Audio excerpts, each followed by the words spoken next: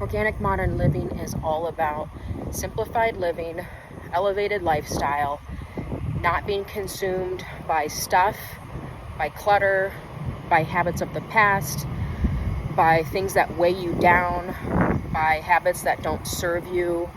It's all about intentional living, intentional shopping, intentional eating, taking care of your mind, body, soul, connecting and having healthy relationships, eating clean, cleansing, detoxing, having a wellness routine.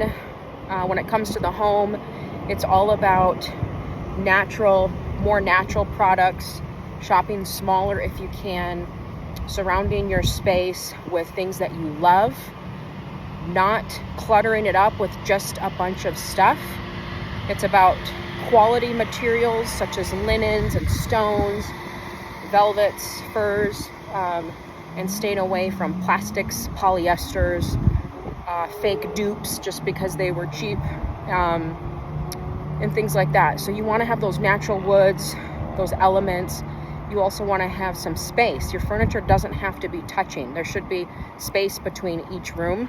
For example, if you have an open concept, living room and dining room, keep a space between the two, because if there's no definition, then it just flows. It's like a cankle, and it's like your calf to the ankle. There's no spot where it like changes from one to the other. So you don't want to have that in your room.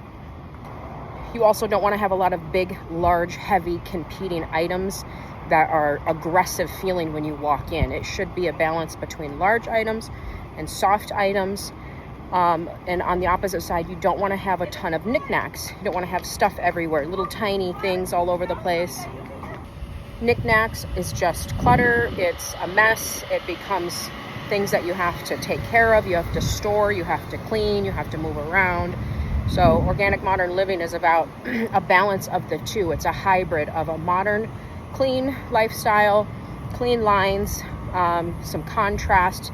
Everything's not dark, everything's not white. And then a blend of natural elements. So there's really a broad spectrum. So if you want to go a little bit more rustic, you add in more woods, natural tones, more browns, more of that earthy, cozy vibe. If you want to go a little bit more modern, you're going to add in more clean lines, more black, white, marble, maybe brass or gold or something like that. And that'll give you a little bit more of the modern look. If you have too much hard surfaces, such as marbles, glass, metals, it's going to be too hard. And if you use gold with those hard surfaces, it's going to give your home a really hard gold look. If you are using too much patterns and browns, it could give it more of an aged look, like that grandma style, or a lazier look and feel. Either way you choose, just remember your environment is also a reflection of you. It's going to reciprocate back to you how you're feeling. So if you need motivation in life, if you're feeling lazy or depressed or a little somber and like kind of wallowing in your problems or your feelings, then spruce up the environment with things like fresh flowers, fresh plants, fresh greenery. Bring in some crispy life, bring in some whites. I've noticed that the cozier the home, the lazier the people who live there. And I know that sounds rude or mean, but it's true. You want to curl up in a blanket, and that becomes habits and becomes like the day-to-day type thing. So make sure your environment is also producing life and producing health and producing vitality, so you can continue to show up every day and run your race. So one tip that I always use is if I'm going to go hard in one area, then I'm going to relax. So I work out hard, and then I enjoy a nice calming bath. And so it balances each other. I might be go, but then I'm going to go to bed early and I'm going to get rest. So you're always kind of balancing it with a nice wellness routine, but it's not a laziness. And of course there's, you're going to make time for unwind, and, as we go into the holiday season, you're going to want cider and hot cocoa and baking, and you just kind of weave all of that in to your life, which makes it really cozy. But again, it's all intentional. So you're still being mindful about what you're doing, how you're living, what moves you make, and who you're doing it with also. And just to clear the air, I am not against dupes. I understand that you can find quality items for a fraction of the price at a lot of these stores. So don't get all mad about it. I receive messages from people all the time that they defend their purchases, and that's totally fine. There's, like I said, nothing wrong with that.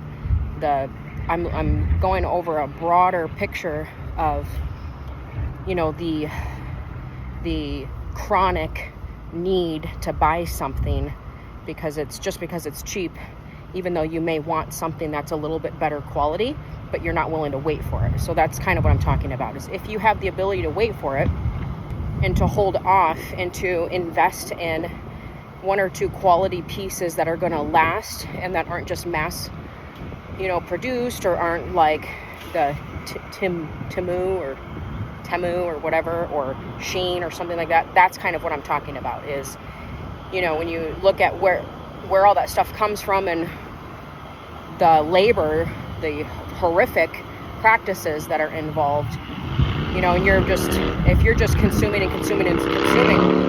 you're never satisfied. It's like you're never full. And think about it like eating.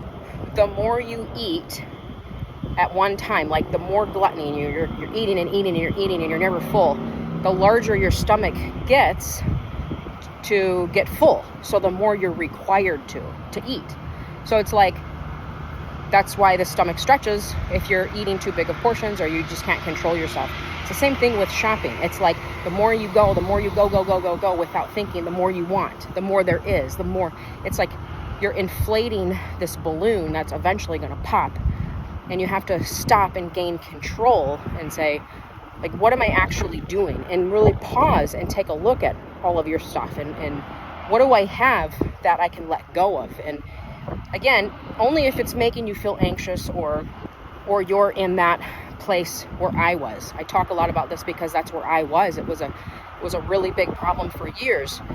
And I had to take a really close look at, why was I doing something? Why are you always hunting for a good deal, Alicia? Why do you feel like you won when you got something that everybody else had? Like, what was it? Was it ego? Was I filling some type of void? Was I just impatient? Was I not willing to wait for what I really wanted? Was I not thinking? You know, what was causing that? What was the habit behind that? And was it the thrill of the find? A lot of people have that, where it's just the thrill of the find and they've got nothing to do and they just enjoy that. And I get that too. So it's all of those things. But again, I may not be talking to everybody, but I'm talking to the ones who really find themselves in a place where they're sensitive to their environment, they feel anxious, they're frustrated, their home is cluttered, their closets are cluttered, they have an overabundance of things that they don't know what to do with, but they're still buying more and more and more and more. That's who I'm talking to. That you can get out of that if you just stop, take inventory, take a look at what you have, and really get honest with yourself of why you're doing what you're doing. And there was a period of time that I went through where I was following some really big influencers, and every day they were saying, oh, I got this, I got that. And I was like, yeah, oh, that looks great. I need that. I need to buy that. So I would purchase it. And then the next day they would come up with something else. And I would think, yeah, I really need that too. Oh, that's cool. No way. She got that. Well, I might like my space more if I buy what she's telling me to buy. And then the next day it was like, man, it was every single day there was something else. And I felt like I would never love where I lived, or I was never good enough until I bought what that person told me to buy. Now, I share things that I genuinely either love, I use, or I think, wow, this is a really great product or something for someone.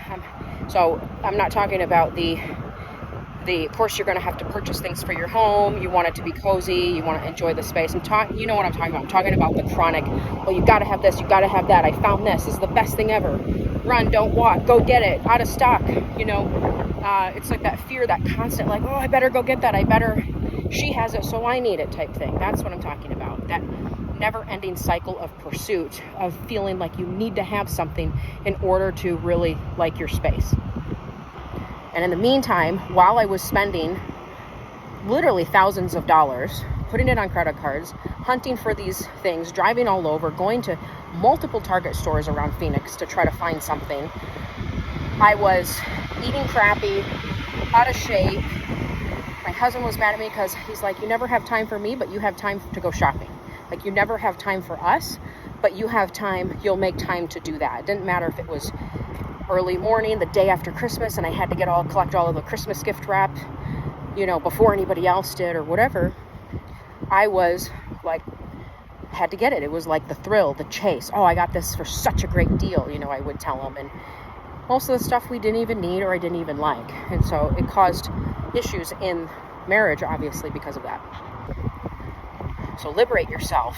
Give yourself a break. Give yourself a little bit of grace. Pause. Gain control. Remember, you are the head and not the tail.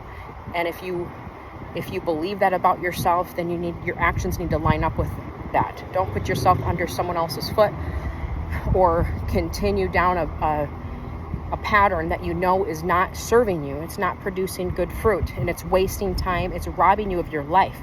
Whatever it is you're doing, you're trading your life for it. Like, your time is being traded for it. So you need to make sure that it's a good investment and that there's something coming out of it. You're producing something. There's some potential. There's, that it's worth doing.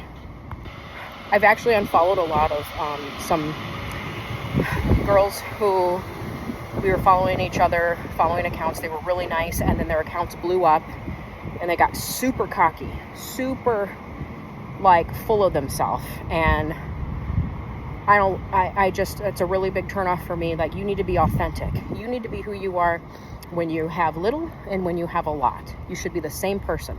You shouldn't change just because you made it big or you think you're doing so great, because then it's fake. It's all fake.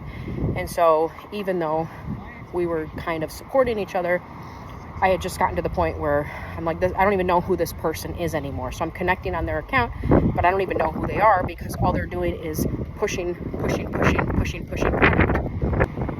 And it literally is